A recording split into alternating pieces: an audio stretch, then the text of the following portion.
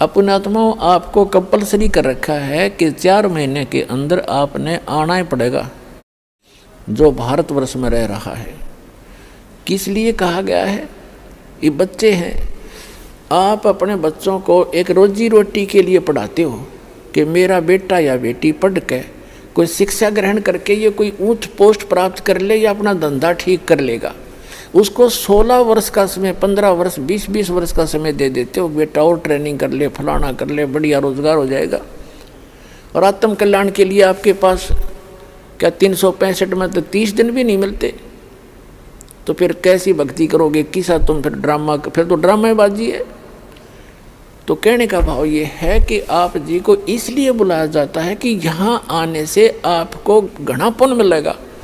आपकी आत्मा को ऐसे परिपूर्ण कर दिया जाता है जैसे बच्चा छोटा सा गली में खेल रहा होता है।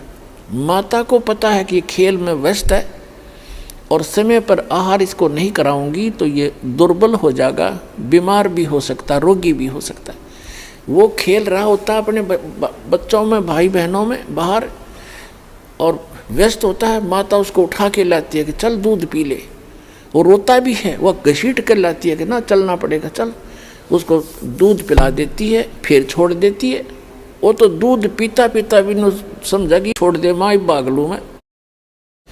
माँ को पता है कि इसमें मैंने पाइया दूध डाल दिया, इब कितना खेल ले हो, शाम में फिर डाल दूंगी। तो पुण्यात्माओं, ये दास चाहता है कि आपको यहाँ दूध के गिलास पिला दूँ और फिर तुम खेल आइयो संसार में और फिर आ जाना।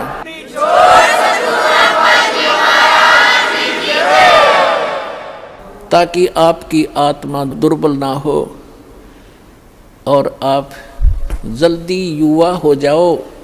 जैसे माता पिता देखना चाहता है मेरे बेटा बेटी जल्दी युवा हो जाए, स्वस्थ रहें। दास के आप बेटा बेटी हो, आत्मा के पिता गुरु होते हैं और शरीर के पिता माता पिता अन्य होते हैं। तो दास उस दृष्टिकोण से है, जैसे आपको बताया था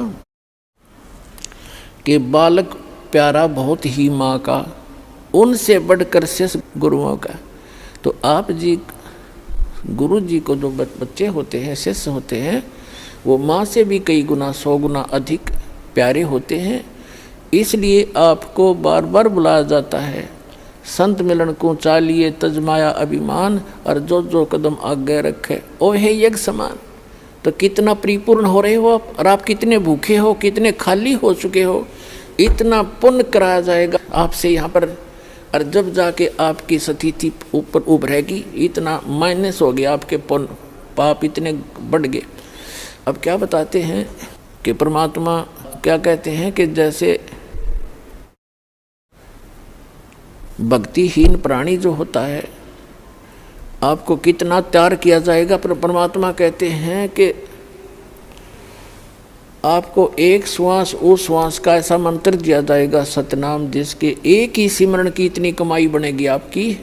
कहते हैं सतनाम तराजू के एक पालड़े में, और पृथ्वी लोक, स्वर्ग लोक और पाताल लोक, ये तीनों लोक तो पासेंग रख दे, जो सौदे में नहीं है। इससे हटकर इस ब्रह्मांड के अंदर जो 14 लोक हैं, विष्णु जी का लोक, शिव जी का लोक, इंद्र का लोक और शंकर जी का लोक, दुर्गा का लोक, और ऊपर ब्रह्मलोक, और उस ब्रह्मलोक के अंदर और धर्मराय का लोक, ऐसे एक इंद्र का अलग से लोक है, एक कॉमन स्वर्ग है। इस तरह के 14 लोक चढ़ा दे, और एक श्वास उस श्वास के सतनाम की परम संत से दीक्षा लेकर के सिमरण की कीमत एक पालड़े में रख दे, और 3 लोक पासंग रख दे। कहते तो ना तुले तुलाया राम रंग होरी हो, सतनाम पालड़ रंग होरी हो, 14 लोक चढ़ावे राम रंग होरी हो, 3 लोक पासंग धरे रंग होरी हो, तो ना तुले तुलाया राम रंग होरी हो। होरी माने खुशी, कि अब खुशी मनाओ तुम, ये झूठी होली मनाओ लाल पीड़े मुंह करके, वो नहीं, अब होगी असली खुशी, अब असली होरी। एक सतनाम की कीमत आपको कितनी मिलेगी। तो कहने का भाव ये है कि जैसे भक्तों से कहा जाता है कि आप जी ऐसे करो, ये क्रियाएं बताई जाती हैं, तो स्टूडेंट को, विद्यार्थी को टीचर बताया करता है, ये होमवर्क, ये क्लास वर्क। तो कई अनजान भक्त कहते हैं मैंने जोत भी चढ़ा दी, 6 महीने हो गए, नाम भी ले रखा है और मुझे कोई विशेष लाभ नहीं मिलता, पाठ भी करा दिया। तो कई तो ऐसे होते हैं कि मुझे कोई लाभ नहीं हो रहा, मैं तो नाम त्याग दिया या त्याग दूंगा। तो पुण्यात्माओं, अध्यात्म ज्ञानहीन प्राणी ही ऐसे विचार रखता है। इसलिए दास की कोशिश रहती है प्रत्येक सत्संग में कि कोई ना कोई ऐसा टॉपिक क्लियर करूं जिससे आपकी शंकाएं समाप्त हों। अब ये सोचना, जैसे सर्दी के मौसम में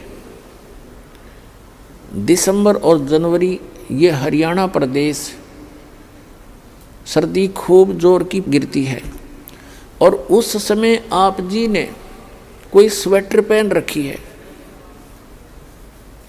और आप ये कहते हो कि मैंने स्वेटर भी पहन रखी है, कपड़े भी मोटे पहन रखे हैं और फिर भी मुझे ठंड लग रही है। तो पुण्यात्माओं, समझदार व्यक्ति क्या करेगा? क्या वो समझदार होगा? न्यू कह उस स्वेटर ने भी उतार दे कि क्या फ़ायदा हुआ इससे, मुझे कोई लाभ नहीं हो रहा, कपड़े भी निकाल दे। ये तो बौड़ी बूझ करेगा इस बात ने, ये सिर्फ जो कति मूर्ख होगा। समझदार व्यक्ति क्या करेगा? स्वेटर आपने डाल रखी है, स्वेटर की जितनी क्षमता है उसने उतना बचाव आपका सर्दी से कर रखा है। उसके लिए यूँ नहीं कि उसने निकाल के धर दे और कपड़े भी उतार दे, क्या लाभ हुआ? वो तो महामूर्ख होगा। तो उसके लिए उसका तरीका ये है कि जर्सी और पहने और उससे भी ना सर्दी, फिर भी ठंड लगे तो काम बड़ोड है। तो पुण्यात्माओं, धर्म से ही दुख दूर होंगे, भक्ति से ही।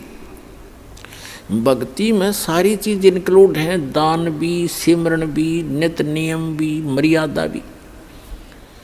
और जैसा भी आप दान धर्म कर रहे हो, यूँ समझ ले आपने स्वेटर पहन ली और उस स्वेटर उतारने से कोई लाभ नहीं होगा, और बढ़ाना पड़ेगा। आप जर्सी और पहन लो और जुराब अच्छी मजबूत पहन लो, यानी धर्म को बढ़ावे, घटन नहीं दे। भक्ति बढ़ानी चाहिए, घटनी नहीं चाहिए, तभी आपको सफलता होगी।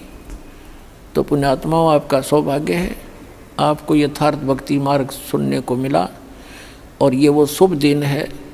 आज के दिन दास का ये अध्यात्म जन्म हुआ था।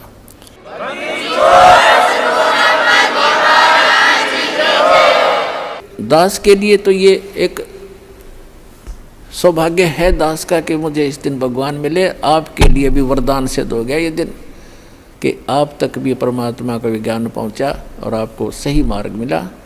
इस पर डटे रहना, लगे रहना, औरों को भी समझाना। बोलो सतगुरुदेव की।